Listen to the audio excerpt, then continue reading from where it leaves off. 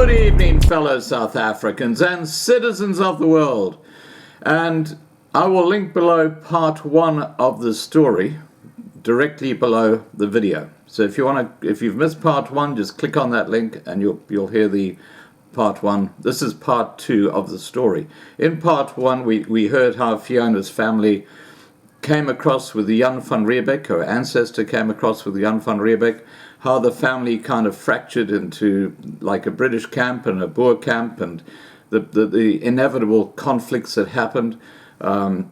Basically, clear confirmation that the Bantu and Nguni people were only up in the KwaZulu, right up in the northern part of Natal. They were occupying no other part of even KwaZulu-Natal at that time because of the cold weather, and I can understand that. And that's a very important issue when it comes to land expropriation, because they claim the land was stolen from them, which is bullshit. Okay, let's get to part 2 of Fiona's story. I'll read you the last para from part 1 so we can get things in context. By the time Dad was born, our labourers had their own wives and young children living there with them, although they also had homes in Impengele, the nearest African settlement, way beyond the mountains behind our homestead. There, the rest of their family members, like elderly parents, extra wives and older children, lived along with their stock. The Afrikaner government looked after the farmers very well. Dad received heavily subsidized rations for our farm staff, including big sacks of mealie meal every month, huge sacks of brown sugar, and also tea and coffee.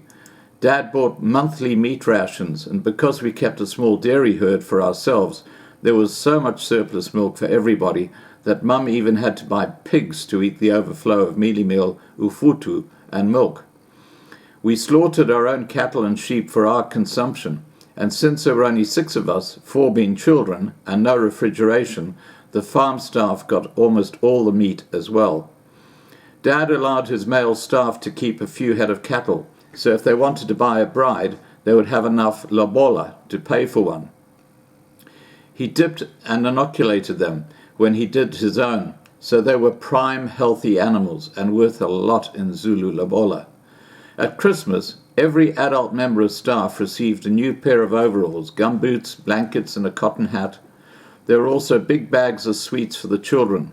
So effectively, most of the salaries that the staff earned was pocket money, which they sent back home to Impengele. The herdsmen had their own jobs, looking after the cattle and sheep, and their wives were employed as housemaids, nannies, gardeners, and to hoe fire breaks and cut back the bramble, wattle, and bugweed, those alien invaders which unchecked will take over.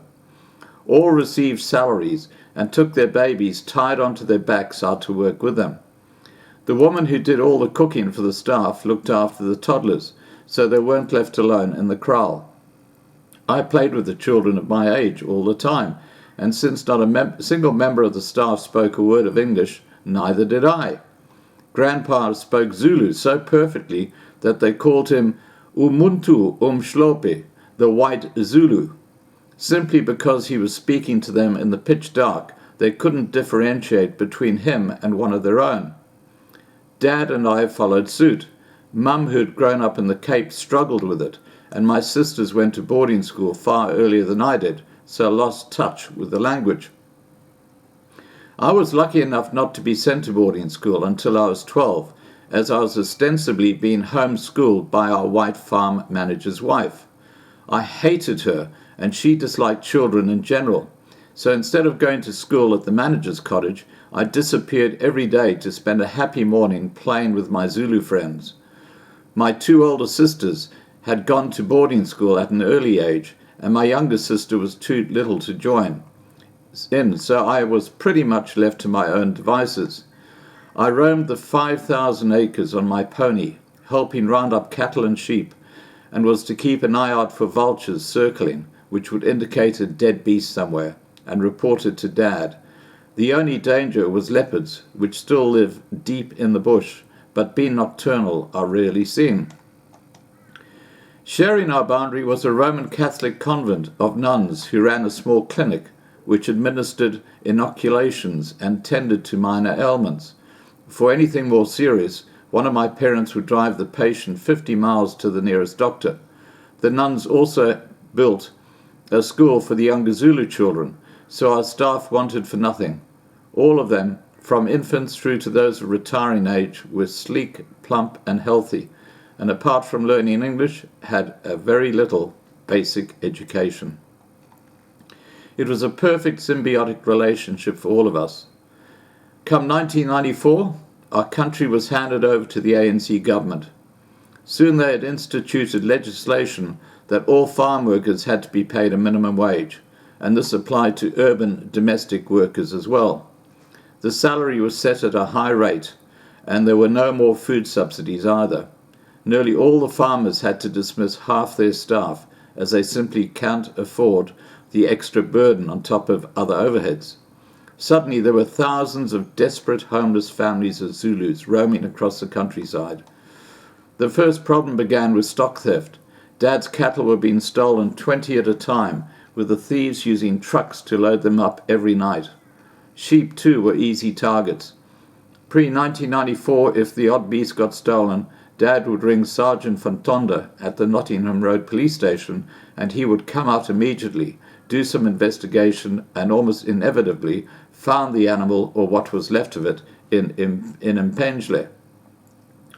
Now the new Zulu sergeant would make every excuse not to come out, but if Dad insisted, since so many thefts were taking place every night, would refuse to get out of the police bucky as he was afraid of our dogs. Said dog being old Rum, an elderly rescue dog the size of a spaniel. Suspiciously, the police chief's surname was that of a big tribe, most of whom had worked for Dad. Clearly, they were in cahoots. Dad had to sell all his stock, including all but his 2 old retired polo ponies, as they were all disappearing so fast, which meant that there was now no income from the farm at all, and nothing for the remaining staff to do. So there were more dismissals, and soon the entire staff village, our old kraal, was empty. Then the farm murders started. There have been almost none in the pre-1994 times, but now many of our neighbours and our lifelong friends were, and the few that are still left are, being attacked and killed in their homes. Also, due to the increased minimum wage, a lot of suburban women dismissed their maids and replaced them with dishwashers and other appliances. Being a maid had included free accommodation, a uniform, food rations and all edible leftovers, as no white South African would throw away food or clothing. They would give it to their staff. Now they too were homeless. Each woman had been sending her salary back home to support her mother, who would be looking after possibly up to 10 young children. So now they had nothing to live on. The farm still remains in the family, but it is now a nature reserve. As it's the source of the Mgeni River, we still have access to it, as Dad left us a 55-acre crime property where my sisters have built a holiday home. And that's my story of what the ANC did to millions of their voters. With no foresight at all, they arranged matters so thousands upon thousands of families, their own people, were forced out of an amicable and thriving living to end up homeless, destitute and starving. I'm sure there are many stock farmers who can tell the same story, and how content we all were. In our case, we never locked doors at night.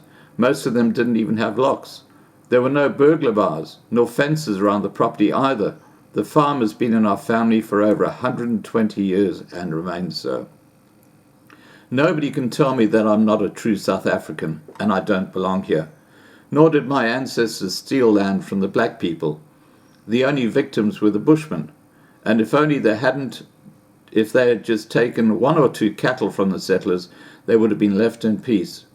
But I have copies of 1820 documents from the Howick's Magistrates Court, in which farmers were reporting up to 100 head of cattle being stolen in one night.